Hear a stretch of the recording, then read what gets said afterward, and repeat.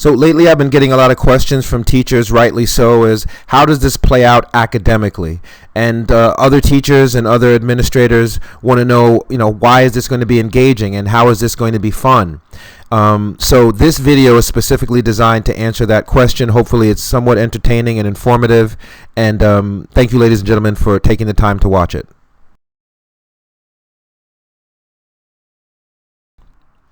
Now, throughout the course of the year, there are 220 lesson plans that you can be seen in three sort of categories. And we're mixing engineering, entrepreneurship, and financial literacy into one package, not because we want to be unique, because that's the way this actually plays out in real life. So from an engineering standpoint, we really want to focus in on innovation and not just doing the math and not understanding why you're doing it, but how do we take engineering and make stuff with it? So we're very big again on design engineering and the branches of engineering, all right, because most times engineers don't just work on machines by themselves. The electrical engineers and the chemical engineers or the mechanical engineers will work in concert on an assembly, and that's what you will see as the finished product. But you just think like one engineer made it, and that's not the case at all right? Then we'll do something infinitely important called reverse engineer other products, which is a very important skill set. Basically, the ability to take a device or some innovation that some engineer made and engineer it, but in reverse, to figure out how they made it, what they were thinking when they came up with this innovation, so that you can obviously make it better. You can engineer it into the future, all right? And there's something called next generation technology, which means that you reverse engineer products so that you can reinvent it. But when they say next generation, it has to be at least 5 years into the future, because other engineers are going to take it and reverse engineer it. And if it's not so far in advance in the future that they can't even catch up, then you're going to have competition on your hands. And all CEOs hate competition with a passion. Now, the highest form of innovation in the field of technology is in something called a disruptive innovation. It's like an atomic bomb. It destroys an industry and rebuilds a whole new one in its place, making the engineer that created it a multiple billionaire many times over, right? Uber, Netflix, Tesla, and incidentally, innovation is the highest form of thinking in any field. So my whole point is that if we're going to teach kids innovation, and we know that African American and Latino kids, based on the history of America, are disadvantaged, why are we teaching them knowing that we're teaching them less than what they're getting, what other kids are getting at Ivy League schools? How is that making them competitive, right? So none of my competitors are doing this, and I think that's one of the reasons why the formula is an obvious choice. So this challenges the students to really go inside their mental brains and look into the future and make sure that whatever they create, it's not only a disruptor, but it's 5-10 years into the future. And then we go into logic and modeling, which are the cornerstones of innovation. Logic is the language of innovation, and modeling is the cornerstone of every industry. There's modeling in any industry, right? So you basically use logic to innovate new models of technology. And then we look into the branches of math and how math is used to calibrate the technology, all right, and how to make sure that the engineers look at innovation or any machine as having an input and an output, and the math is what's used to track the rate of speed at which the model produces its output. In this instance, we're not only using logic to create the disruptor, but we're also looking at the design of the company in the same way an engineer would look at the design of a toaster. And then we look at the branches of science, and science primarily is about discovery. and seeing places in the world, being able to see that, hey, there's pain over there and we need to create a product to cure it, and coming up with hypotheses and making them and turning them into facts and proving that these hypotheses are correct. All of this goes into the notion of research and development. And great rock star billionaire entrepreneurs, they can play the role of the scientist and the engineer all in the same person. So they, I mean, as I said before in other videos, they have split personalities. And then we look at research and development, all right? And that's really where we calibrate the model, and then we test it, and then we calibrate the model with math, and then we test the model to make sure it has the right output. And if it doesn't have the right output, we re-engineer the model and test it again and recalibrate it again, all right? That is research and development. And our kids need to know that going in. That makes this is sort of what schools are doing now. Calibrating and testing. But the problem is the kids don't know why. All right, and unless you give them all this context, they won't know why. And then that leads us to the calibrationist versus the technician, and looking at those two skills, which is where most engineering programs are trying to direct the kids to go, but leaving out the innovation and the design engineering component, basically how you use all this stuff to make things, just puts them at such a disadvantage that they don't even want to do it. It's boring. They're asking, why am I doing this? And the problem we're having now is that they're dropping out. So teaching them the innovation component, which the top 1% does not want them to know because they don't want competition, is the only way we're going to raise the STEM and technological literacy of all kids and make it democratic for the masses. And that's our position.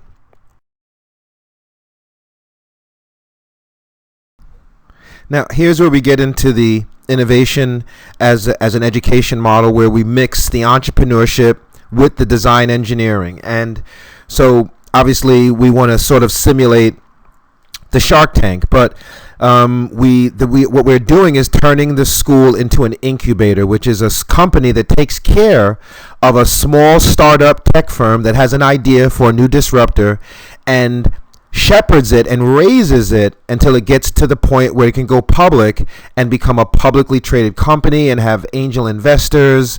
And we're going to basically teach the CEO, the inventor of this new incredible idea that they have discovered and engineered, how to turn it into a functioning company. So that includes business plan writing and understanding what an angel investor is, doing Shark Tank simulation exercises, learning about marketing and advertising in all of its different forms, understanding how to manipulate and use the media to sell. Understanding how to design a business model, and modeling is consistent in the entrepreneurial context for the business model, as well as modeling to model out different products in engineering. The goal is, after you create your disruptive innovation, you're supposed to turn it into a unicorn company, which is a company that's doing $1 billion in revenue. And when you watch the Bloomberg channel, all they talk about is disruptors and unicorn companies. And obviously, the category of becoming a unicorn is dependent upon sales, right? And understanding history is very important. Now, over the course of the past 15 years, I've immersed myself in this journey to figure out how wealthy people make money, in addition to working as a sales engineer. And I've done this by hanging out with as many wealthy people as I could, and hanging out in the Hamptons, and more importantly, watching certain shows on TV almost exclusively. And these are sort of a compilation of some of the television shows and movies that I believe that I've watched personally and watch over and over again, and that speak to the elements of the formula that I believe I've come up with, a formula for the elements of a successful financial transaction, as well as a corporation, that is sort of a rubric, if you will, for entrepreneurship. Investopia is literally a online dictionary for the language of investment and engineering and disruption and anything that has to do with entrepreneurship, investment, or making money. the definition is there available for you on Investopia. So whenever I watch these movies, if I hear a word I don't understand, I go right to Investopia and I look it up, and they will not only have the definition, they'll have little movie clips so that you can educate yourself on what the movie means, what the word means, and then some of the surrounding terms. So you really learn a lot on Investopia.com. Movies like To the Bottom, Syrup, or The Big Short, or Margin Call. These are movies that, well, Syrup is a really, a very somewhat provocative, but it goes into the genius of marketing and innovation in the subject of marketing and advertising. So I highly suggest you, ladies and gentlemen, watch these movies, like movies like The Big Short and Margin Call. If you go and Wall Street, if you go into finance as an example, which a lot of engineers do, some of the top earners, hedge fund managers, CEOs of banks, 99% of them are engineers. And to my point that if you go into an interview in these industries, and some of these people feel so strong about these movies that if you haven't watched these movies, that could very well be the end of your interview. I mean, they're seen as staples in the industry of finance. The inventions that shook up the world from an innovation standpoint, I think that this show, which is available right now free on a free app called Freeve, should be the basis of any engineering program. You can find so many innovations and stories about the innovations and the history of it on this series that I think it's an invaluable resource. The Bloomberg Channel. I literally sit and watch the Bloomberg Channel all day. And they constantly talk about valuations, obviously finance and investment, stock, but they also talk, they also talk about the notion of disruptive innovation, which obviously I believe is critically important for our kids to start understanding that the top of the food chain, the top of the innovation food chain in the field of engineering and technology is the term disruptive innovation, and the word disruption is on the tip of every analyst and CEO's tongue that they interview. So again, watching the Bloomberg, I watch it all day, and many of the lesson plans that I've come up with have come right out of conversations that I've heard with certain CEOs on the Bloomberg Channel. And obviously the Shark Tank, from an innovation standpoint and an entrepreneurial standpoint, is almost like a master class in entrepreneurship. And the good thing about the formula is that once the kids understand the formula, they can pretty much predict who's going to get a deal on this show and who's not. But overall, The Men Who Built America, as far as history and entrepreneurship is concerned, an absolute must watch. And the good, when I go into schools and I start explaining this, and some teachers say, "What are you talking about?" And engineering and entrepreneurship and finance, and sometimes it's a little difficult for them to swallow all at once, which is understandable because it's taken me 15, 20 years to get to this point of unraveling this and investigating. And I feel like the wealthy people try to keep this a secret, and these movies are trying to expose what these wealthy people that run the country and are the top 1% that control all the world's wealth don't want regular people like you and I to know. So if watching these shows, for some of the schools that have already purchased the formula and are looking to bring themselves up to speed, you'll hear the language of what we're talking about in the lesson plans, and you'll understand that this is not just me saying this, that this is actually common knowledge among this certain sector of society that's earning $300,000 a year and better. In certain, when I was a sales engineer, all of the C-level employees, the chief information officer or chief financial officer, this was common knowledge to them. They didn't talk about disruption as much. I had to sort of figure that out. But the notion of value and valuations and value add and pain points and all of these subjects that I've bundled into this curriculum are common knowledge to them. And watching these shows and these movies will help to make this common knowledge for you too as well. So again, some of them use provocative content, like The Girl Next Door. That's probably that's probably one of the best movies I've ever seen that breaks down the thought process of coming up with a new idea. It takes place in an actual high school, and it does use sex and sexuality as a way of keeping your attention. But the end of the movie, if you watch it to the end, you see how this young kid who wants to go to get a scholarship to go to Princeton or Harvard or some school, and a girl who is an actual porn star moves in next door to him, and how he innovates the whole genre of sex education for high schools throughout the country by coming up with this idea for a new sex education tape with him and his friends, and it talks about teamwork. So Syrup is very similar to that. It's innovation, but in the form of marketing. So I decided to create this video specifically to talk to some of the folks that have already purchased the formula and are looking to bring themselves up to speed on it, and maybe saying, hey, this guy's just making all this stuff up. Watching these movies, frequenting Investopia.com, watching the Bloomberg channel will help you, ladies and gentlemen, to see that this is actually real and it's not just me saying it. Now, just to make sure I drill the point home, this is a graph, and what I want you, ladies and gentlemen, to look at is the bottom. If you look, you'll see that disruptive innovation is just the first type of innovation that companies look at to create their product. Then they have to go through all these different types of innovations to keep the product selling over a 10, 20, 30-year cycle. All right?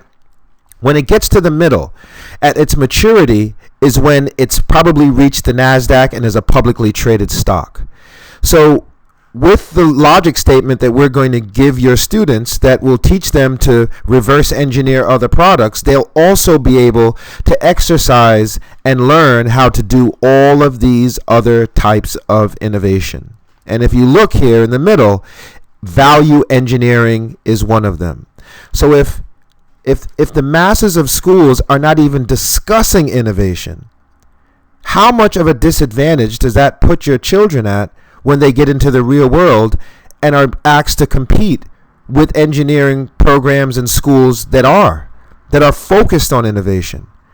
It's really not fair. And I think that this graph and this diagram really makes it clear that if you're not teaching your students engineering from an innovation standpoint, you're almost not even teaching them engineering. You're teaching them to be a technician or a mechanic, and it's really important that we digest that and then take the steps to correct it.